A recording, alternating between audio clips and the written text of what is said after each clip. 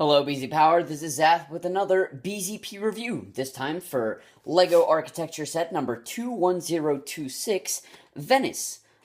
It's the new kind of architecture sets that they're doing, where they do the skyline of a city in a little sort of micro scale with different features. This specific set represents the city of Venice in Italy.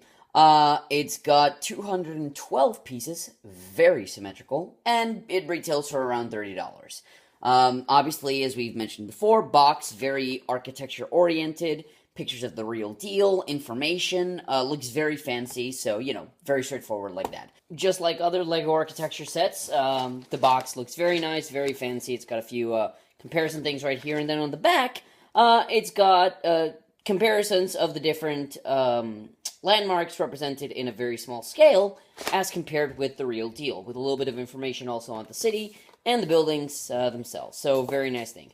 But now, let's see what we actually find inside the box, shall we? So, the set has your usual assortment of average pieces. You got your plates, you got your bricks, you got your tiles, although I'm a fan of the trans blue ones.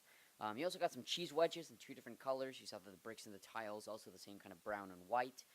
Here are a few snot pieces, a few teeth pieces as well.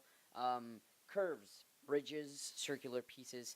And then here we have the kind of circular tiles with the holes in the middle, and that other snot piece that you see there with the new pieces. The statue, the printed brick, and the Venice name tag. The beginning of the build starts like all the other cityscape buildings, where you have to build a solid foundation in the base, though you do get inklings of like the water and the tiles of the city. Then you start building the bridge over there. Not too terrible a build, actually a nice way to start, but it does have some really cool detail. So it's something that doesn't overwhelm you from the get-go, but it's very nice how it looks. Then you're going to be working on the big main building, probably one of my favorite parts of the set. There's a lot of variety and detail in the way that it's built. You see there that only halfway through, and there's already so much detail packed into snot building and tiles and circular pieces. So it's definitely probably the highlight of the set for me building-wise, just because of all the different kind of details, decorations that it has. Afterwards, you're going to build a tower, just bricks on top, nothing too big there. And then the two little statues towards the side, so, not too hectic, not too advanced, but still kind of fun. And we're done. So, the first big thing that's going to strike you about the set, even before we talk about, the building or anything, so say you're a random passerby and you see this built, is the way that everything kind of works harmoniously with each other, right? From the same color scheme that isn't too stressful on the eye or too varied, to a building style where even though you have, say a tall tower and a big building and arches, they still get to be different enough, but not breaking away from the basic DNA of the set.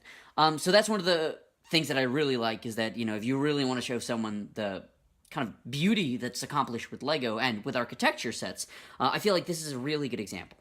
Of course, if you're the person building it, it might not be the most fun or the most varied build, right? I mean, the bridge here, and the bridge over there, and even the tower that's just building right up, just putting blocks on top of each other, isn't too wild. Really, it's mostly the building here that kind of takes the cake for the most varied and exciting part of the set, and really what packs a lot of detail with a lot of small pieces.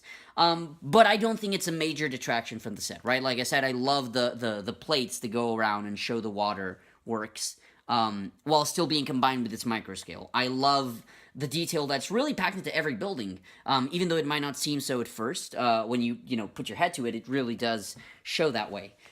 So I wouldn't say it would be my top cityscape to get, but if you do like something that will be a fun build, and that, when it's finished, whether it's a veteran LEGO fan or a passerby, they will enjoy the way that the set looks aesthetically, I would definitely say that Venice is your way to go in that case.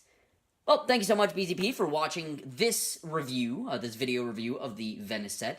If you like the content that we're putting out, please remember to subscribe to BZP's YouTube page, and visit us on BZPower.com, a hub and a central forum for all things LEGO, Bionicle, and the like.